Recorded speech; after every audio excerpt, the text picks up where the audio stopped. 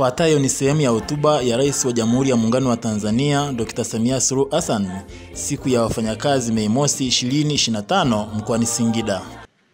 Sasa kwa mapenzi makubwa na kwa namna mlivyoiunga mkono serikali tulipowaomba mfunge mkanda na mkaamua kujituma na kufanya kazi kwa bidii na kufanya uchumi wetu ukue kwa 5.5% mwaka huu, kwa kuwa mcheza kwao hutunzwa.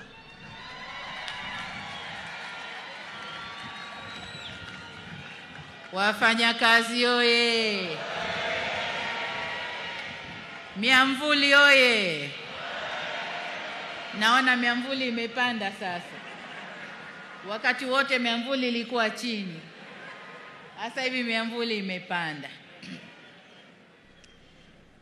Sasa kwa kuwa mcheza kwao hutunzwa, mimi na wenzangu, na baada ya kuangalia uchumi ulivyopanda, na umepanda kwa sababu ya nguvu zenu wafanyakazi, ninayo furaha ya kuwatangazia kwamba katika kuzidi kuleta usawi kwa wafanyakazi, mwaka huu serikali itaongeza kima cha chini cha mshahara kwa watumishi wa umma kwa 35.1%.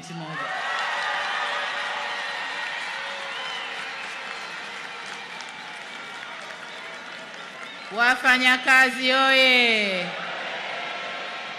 Mshikamano, solidarity.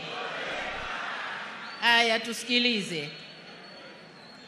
Nyongeza hii itakayoanza kutumika mwezi Julai mwaka huu itaongeza kima cha chini cha mshahara kutoka shilingi 370,000 hadi shilingi 500,000.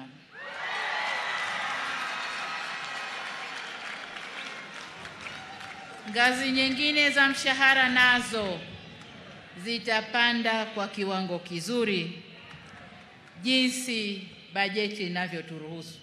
Lakini nataka niwaambie nyongeza nzuri ipo. Kwa upande wa sekta binafsi, bodi ya kima cha chini cha mshahara kwa sekta binafsi inaendelea sasa kufanya mapitio ili kuboresha viwango vya chini vya mshahara kwa wafanyakazi wa sekta hiyo.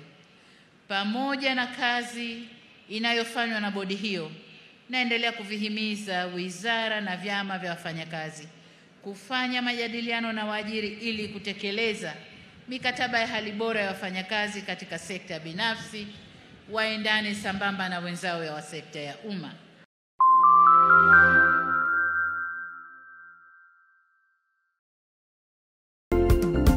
Rais anaposema kazi inaendelea, twaona ni kweli inaendelea.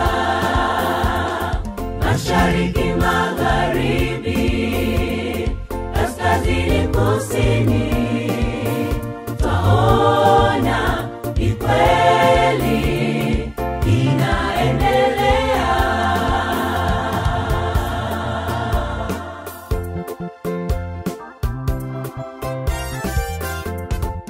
Mungu mbariki Rais Samia, wabariki na mawaziri wote, wabunge, watumishi wote nchi nzima, na wananchi wa Tanzania.